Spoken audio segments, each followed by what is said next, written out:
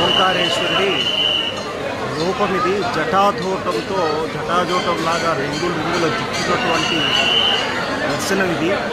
స్వామివారిని ఒక క్షణం కూడా వదలనటువంటి నిశ్వాసలు ఆపి స్వామివారిని దర్శించుకున్నటువంటి వైనం. మాకైతే దర్శనం తృప్తి తీరలేదు. ఈరోజు రేపు కూడా ఓంకారేశ్వరంలో ఉంటాం కాబట్టి ఇంకొకసారి స్వామివారిని దర్శించుకోవాలని దర్శన ప్రాప్తి వస్తుందని భావిస్తూ అందరూ కూడా స్వామివారి ఓంకారేశ్వరం దర్శనం చేసుకోవాల్సిందిగా కోరుకుంటున్నారు. ఓం నమః శివాయ.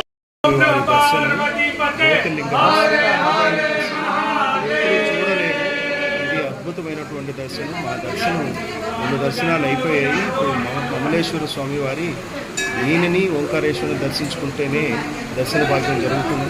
సో మనం చూడొచ్చు స్వామివారి అమ్మవారు అన్నపూర్ణమ్మ స్వామివారు. సో మమలేశ్వర స్వామిని దర్శన భాగ్యం జరుగుతుంది.